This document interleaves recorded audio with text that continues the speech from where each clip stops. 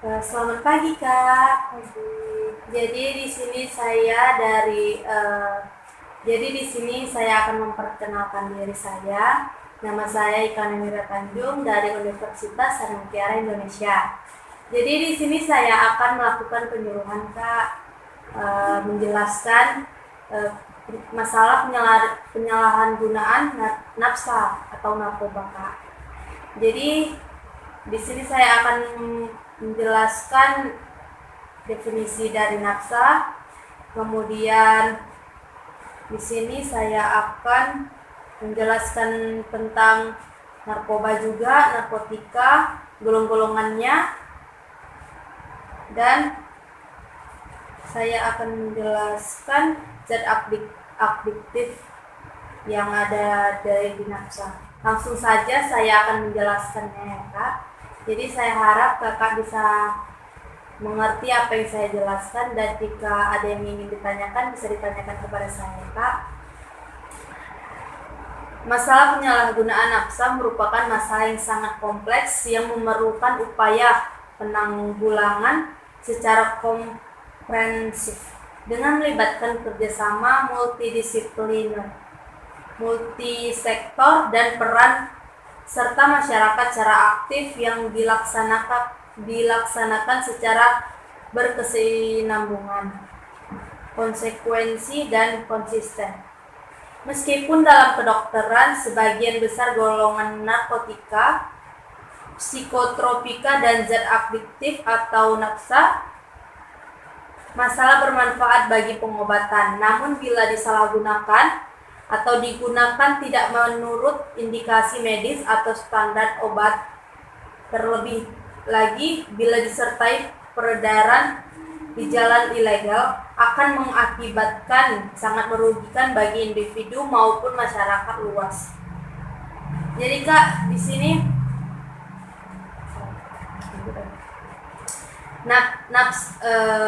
jadi pengertian nafsa yaitu obat atau bahan atau zat yang bila masuk ke dalam tubuh manusia akan mempengaruhi tubuh, terutama otak, susunan saraf pusat, sehingga menyebabkan gangguan kesehatan fisik, psikis, dan fungsi sosialnya karena terjadi kebiasaan atau ketagihan serta ketergantungan terhadap nafsa.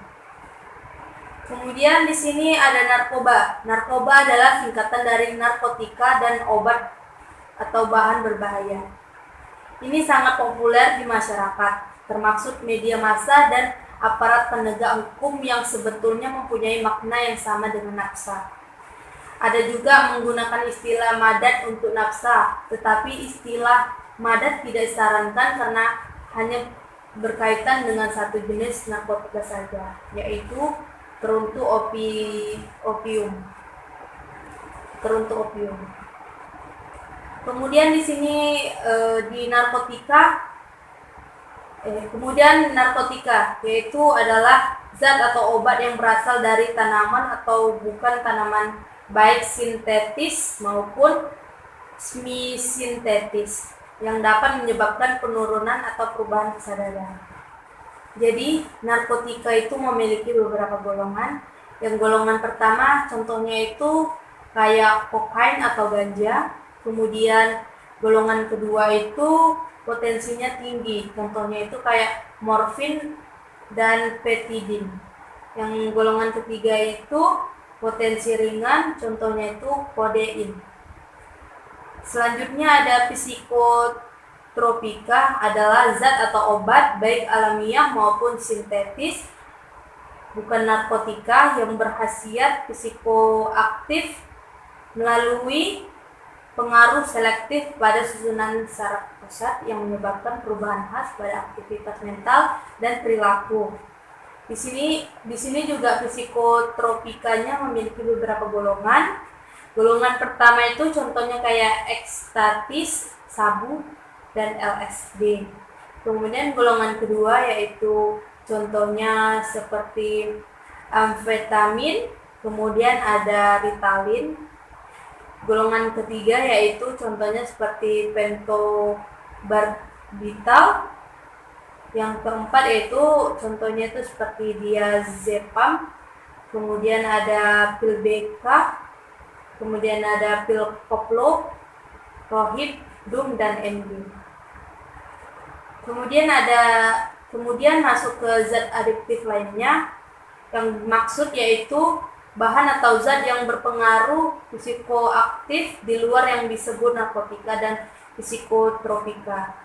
Di sini contohnya itu kayak seperti minuman beralkohol yang memiliki golongan A, B, dan C.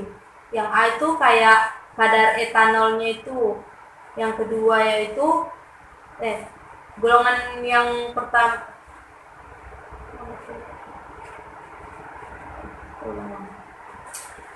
contohnya itu kayak minuman beralkohol, kemudian ada inhalansia, dan yang ketiga yaitu tembakau.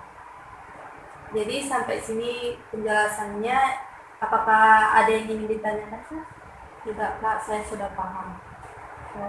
Baiklah, terima kasih sudah meluangkan waktunya. Demikian, terima kasih.